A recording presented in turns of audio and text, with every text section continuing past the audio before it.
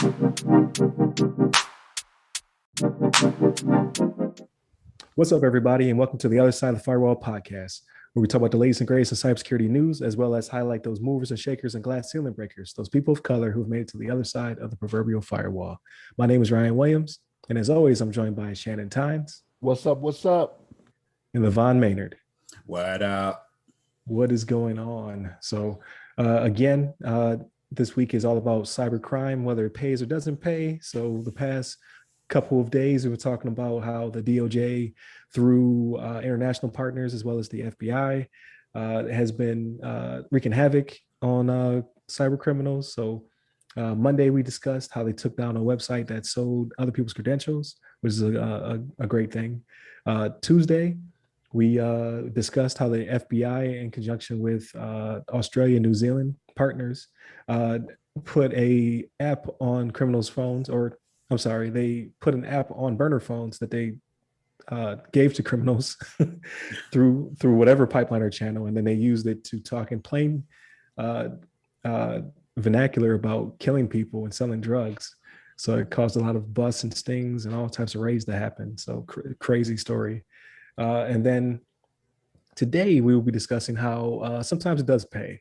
So, but there's some good come out of story. So we have an update on the Colonial Pipeline. So CNN Politics, in an article titled "First on CNN, U.S. Recovers Millions in Cryptocurrency Paid to Colonial Pipeline Ransomware Hackers."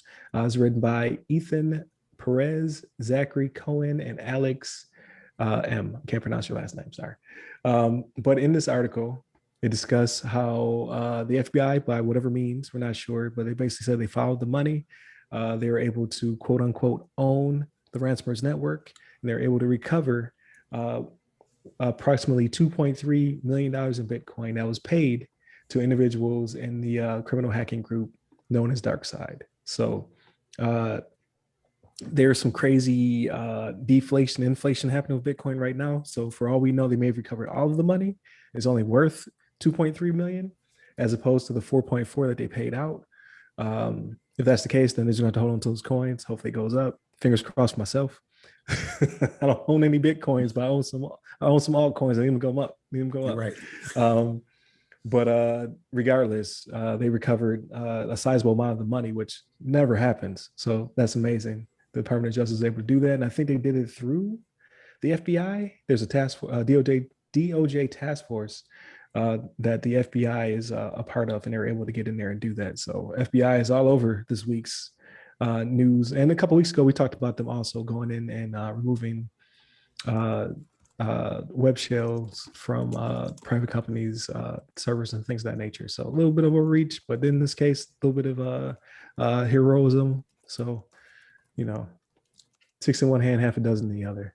Right. So I think this is a great thing. And before we move on to the next topic, I'd like to get your guys' opinions.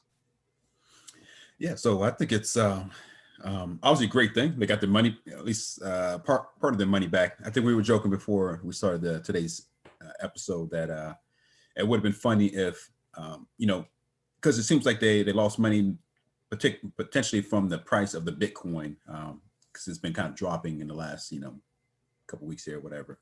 But it would have been funny if the opposite had happened, if they recovered the Bitcoins and all of a sudden they're worth like twice as much as they paid.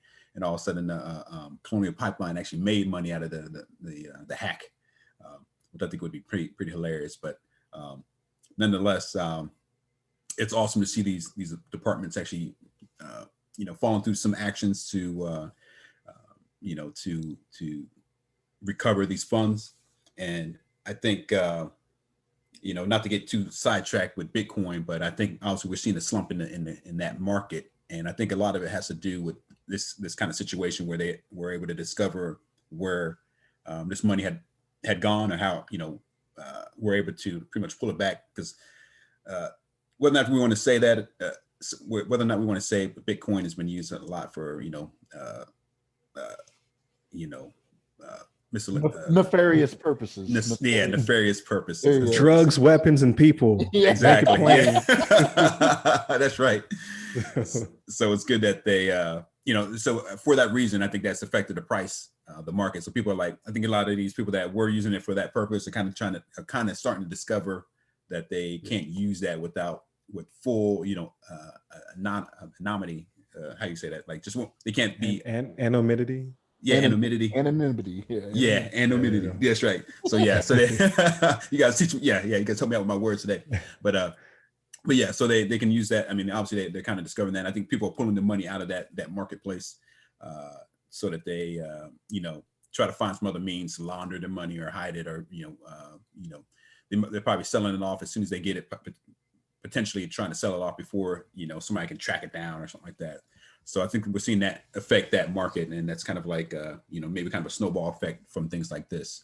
So it's good to see. I mean, hopefully they keep it up, and I'm sorry for your cryptocurrency, Brian. I know that you put your life savings in that. No. But yeah, hopefully hopefully this kind of continues, and we're able to get these monies back and kind of deter ransomware organizations from using this this avenue. But you have some thoughts on it as well, Shannon? What you think? So I do. So this is a success story, right? Like this is one of those things where it's like, yeah, that's what you like to see. You do bad, you don't necessarily profit from it, and we like to see that, right? Kind of as not an incentive, but a preventative measure for them to disincentivize them. Disincentivize. That's what I'm right. looking for. Thank you. But the FBI, even in this article, they want you to temper expectations, right? Like this is not going to be an all the time thing. They're like, yes, we did fortunately make it happen this time, right? Because there was speculation before that these weren't the best hackers anyway, right? Because remember, DarkSide was kind of like loaning their tools out to whoever was going to pay the price, right? So there was talk before about these not being the most experienced hackers, and maybe that was how they were able to recover and do this. Like maybe they didn't lock up as tight as they thought they did, right? Because they weren't professionals, the real professionals in the game. Because the real professionals were like, nah, we ain't going after American oil. Like who would do that? You know what I mean? But they want to temper. Want you to temper expectations on this, to be like, hey, yes, we did what we were supposed to this time, and it came through and it worked for us, but this is not an all the time result. And I can see that, right? Like you don't want people to read this article and be like, all right, well, if something happens, like the FBI is going to get them every time. The Department of Justice is going to get them every time. No, it's just not the case. But no, it's good. It's a good thing. I mean, that they recovered it. You know what I mean? Because you do want to disincentivize different groups from doing this in the future. Right. Unlike JBS, which is the other side of this coin, right? So the Wall Street Journal has an article called "JBS Paid $11 million to Resolve Ransomware Attack." So they talked to the meat suppliers U.S. chief, who was like, "Yeah, we paid it, and it's not for the reason that we thought." So in reading the article, when you get to the real nitty gritty of it, they were coming back up. They had stopped the disruption. They were coming up off their backups. It was kind of slow, but fast enough. They were scared of retaliation. They didn't know how they got in there, and they didn't know if they're going to come back. So you're like, hey, we are coming back up, but here's the money. So that way you will not disrupt operations again, which we've talked about in the past, companies paying and then being quote unquote owned again immediately after because they didn't flush them out of the network. So in this case, they're like, hey, we don't have time for that. We can't be disrupted for that long.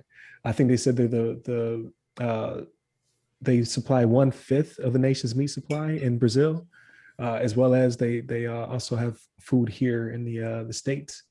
And they are the largest meat company by sales, processing beef, poultry, pork from Australia to South America and Europe. So they do a lot of money, so, a lot of business, which means that they have a lot of money. So 11 million might not have been that bad for them. They're like, it's a drop in the bucket in order to not disrupt us for days, weeks, and on and on and on, or giving a leg up on a competitor, right? So they paid.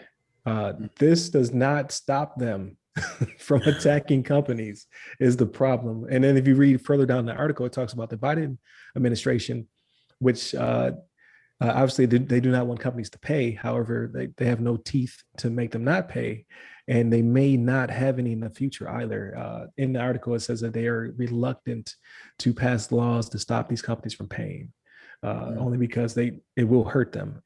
In my opinion, in the short run. But who am I? But if you don't disincentivize them, they will continue to do this. So as you saw, 4.4 to almost $5 million with Colonial Pipeline. You got 11 million here. They said that DarkSide had accumulated 90 million in 9 months. So it is very lucrative business as long as you don't get caught, right? Like all crime. But this one seems to be a little bit more lucrative than most. What are you guys' opinions? Yeah, it's just one of those things like yeah, I think it's as you kind of touched on the fact that the current administration has been trying to push to like disincentivize these organizations from doing what they're doing by preventing the companies from paying the ransom. I mean, if we can kind of like, if nobody paid a ransom, you would have to imagine that they would eventually stop, or wouldn't be as maybe it would still happen, but definitely wouldn't be as advantageous for them to go about trying to hack these companies, because they know, hey, we're not getting anything out of it. We may disrupt the service and may get like put our name out there or something like that. Like, hey, we got this cool gear, we got this cool software that we can take down the pipeline, and we can take down whatever next like big business, big company.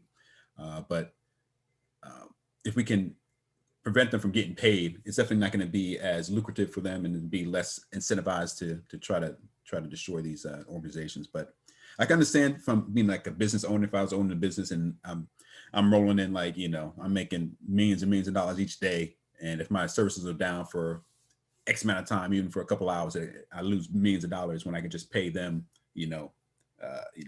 a portion of that millions of dollars that I would make during that period of time. Obviously, you're going to be like, okay, I'll just pay it real quick just to get it out the way so I can get my money back. But at the same time, like you said, it's kind of like a short-term gain overall for our own infrastructure, for our own society, as far as running our businesses. And just like we talked about before, like, you don't what's the word? You don't negotiate with terrorists. You don't like, appease to their demands, because they're just going to keep doing it and try to continue using that as a means to acquire monies out of you, or acquire whatever their goals are.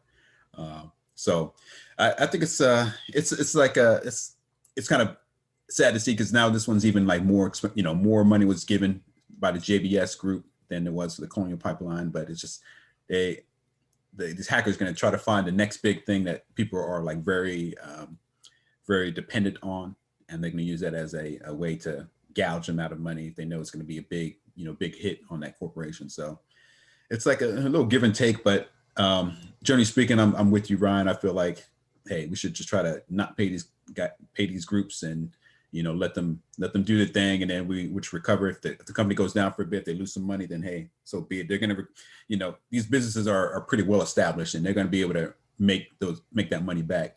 Maybe some people will be out for a little bit, like with the Colonial Pipeline, maybe the oil won't be processed as quickly, but it will be back. And it was, I think when I read that one too, that they ended up using backups anyway, because they tried to use the recovery key that they had sent them, but it was too slow, so they ended up using the backup. So it's like they almost paid it for nothing anyway. But nonetheless, that's I guess it is what it is. But you have some thoughts on it as well, Shannon? So I do, and I'm a little bit different from you guys, right? So I agree the 11 million is just a drop in the bucket for them, right? Like I know with the amount of business that they do, like I know they're making billions and billions of dollars a year. But how much would it have cost them to do an analysis of their network to figure out where this problem was, right? Because okay, so you already had some type of plan to where you had backups. Because to me, the way I think about this, backups could fix this problem for every company, right? If you're doing backups properly, okay, you may lose a week's worth of work. I'd say 6 days worth of work or orders or whatever it may be, right? If you're doing them properly. If they come to you and say, okay, we got your information, or we got it and we did this, like, okay, well, I'm just going to trash, the hard drives for this, and here's the new ones, and we're going to change some stuff up and be good to go, right? They were already doing that. They were already on their way back up. So they paid the 11 million in hopes of not being hit again. but you've already established yourself as a soft target when you do that, right? Because Right. what's to say they didn't just say, okay, we brought everything back up and we still have that same vulnerability. You should have brought a pen team in there or done something, right? To say, hey, here's where your vulnerabilities lie. This is where you're soft. This is what you need to fix. This is how they got in. And it wouldn't have cost you $11 million, right? Even getting rid of equipment that may be compromised, you know what I mean? I don't think it's going to cost you $11 million. You know what I'm saying? And by equipment, I'm talking about it's probably hard drives, right? You know what I mean? Like you don't have to Right. get rid of a whole server itself, right? Buy a new server or whatever it may be. Get rid of the hard drives and then go forward. So for me, I'm kind of like, if you were already coming up, it would have benefited you. There would have been a company out there that would have come to you in a day and done this and done an evaluation to say, this is where you were soft, this is what you need to fix, right? And on the high end, let's say you pay them $1 million, right? You know what I mean? So you've saved $10 million now. So not only is it that you've saved $10 million, now the investors in your company, because JBS is on the stock market, I'm fairly certain. I think so. I believe so. Yeah. Yeah. So now now everybody that has confidence in your company is like, okay, I like that. You know what I mean? You guys took the approach where you saved this money, you hardened up your security. Okay, let's I think you're worth more than what you are now. Let's dump some money into this, make your stock price go up. So that's where I feel a little bit different. Like, Ryan, I'm with you, man. It's a drop in the bucket, but it's only a matter of time before they probably get hit again, and they'll be like, "Well, it was 11 last time. This time the number's 15."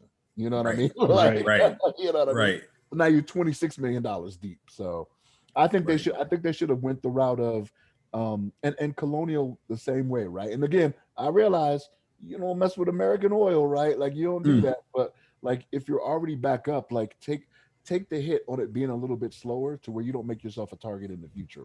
Play the long game. You know what I mean? Right. Yeah, I completely agree. Because at the end of the day, like they're setting a precedent that, like, what if this becomes part of the business continuity plan from here on out? Like companies have to be like, okay, we can factor in if we get hit, we could be back up in a day if we pay them, you know what I mean, whatever figure it is. Like, are you going to build that into your continuity plan? Like, is that the route we're going to go? Right. Again, I can see like over in the UK, they can make that very staunch, not litigation, but what am I looking for? Legislation to say no one will pay. Here in the States, we're a capitalist society, right? So it's kind of like, can I really force a company to not pay this and then hurt their bottom line? That's a good question. I don't know. It looked as though that was the way they're going to go. However, now it just seems like they're like, how far can we draw the line over private company and legislate in that way? So it may never happen. I would hope it would be international law is what I would hope, where no one's paying the ransom. But then you would have to put in some kind of provisions where you can prop that company back up. So then is that company, a private owned company at that point with whomever's money inside of it. You know when it'll hurt? When the consumers start paying more money. Then all of a sudden they'll wish they started doing it. That's when it'll hurt. When the companies start passing that cost on to us, you know what I mean? When they're like, okay, well, we're going to raise prices 10% so that we can do this and get up faster. There's going to come a breaking point, right? Where the consumer's like, I don't want to pay that. I don't want to pay. I'm already paying you to secure your network, right? Like what I pay to you is what you should be doing it with already. That's when it'll change. And all of a sudden people will be like, well, why am I spending so much more? Well, we can't tell these companies, you know what I mean, to do whatever, you know. All of a sudden the freedom and the capitalist views don't mean so much, right?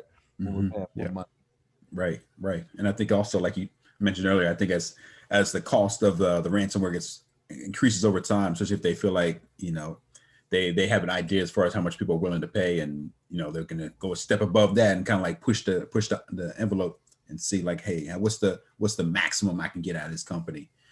Because obviously, you know, they know now that Colonial Pipeline is, you know, very essential. They know this and that is essential. Meat product is essential. They can find the next thing down the list and just see how much they can gorge out of them, how much money they can pull. So I think that'd be also maybe another breaking point as well, as these companies start getting attacked, especially if they get, you know, attacked multiple times over the course of, however period of time, they're going to start realizing that, hey, man, it's not worth it for us to pay this money. We keep getting hacked. They keep getting more and more money out of us. And like you said, they pass the cost on to the customer. Customers are starting to get frustrated and starting to pay more. They're starting to use the product less. Or even if there's a company that maybe it's more so like a company where they maintain other people's data, like, even like a banking account or some other stuff like that. And they have social security numbers, and all of a sudden they're getting hacked, and people are like, I don't trust that company anymore. I'm not sending them my business. I'm moving on to the next one. I'm gonna keep it all offline. I'm gonna go off the grid, and I'm gonna put everything underneath my mattress and all this kind of stuff. So that's the kind of thing you gotta look out for. It's the public trust, right? The public trust can sink you. Right. You lose it. Yeah. No, that's very true. So it's a pretty interesting week. Hopefully next week is a little bit I hope either it continues to stay this route, except for JBL. We describe them. Everybody else, hopefully gets to continue this trend of the DOJ beating up hackers and arresting criminals and stopping murders and things of that nature. Like JBL was a little bit of a setback. However, I think in light of all of this good positive news, you've seen that they're recovering money and things of that nature. Perhaps the ransomware gangs will die down a little bit, give us a lull so we can start talking about anything else. That's right. Because it just keeps getting bigger and bigger. It's like Ocean's 14. Like it just keeps getting larger and larger. So hopefully we will dial it back over the next few weeks as the Department of Justice starts to really bust heads out there. But continue to tune in, listen to us, please. Like, share, subscribe. Again, this week we discussed the DOJ taking down websites, the FBI with international partners cracking down on crime through burner phones with I can't really say hacked apps. It was designed to catch them. Right. And then our discussion on just the two sides of the coin. You have the Colonial Pipeline and how that money is recovered, and JBL and how that money may never be recovered. But both instances, the companies paid the ransom, right? And that's what we don't want. We don't want to see that anymore, if possible. So continue to tune in. Hit us up on the website, www.theothersideofthefirewall.com, where you get to our social medias. You can hit me up personally, ask me a question for Ask a CISP. I'm at Rai Security Guy. I am on Clubhouse, LinkedIn, Twitter, TikTok, and IG. And LeVon? You can hit me up on the Twitters at LeVon Maynard. There it is. Have a good week. Tune in tomorrow where we talk about everything not cybersecurity related. So it's always a good time. Stay safe, stay secure. Take care.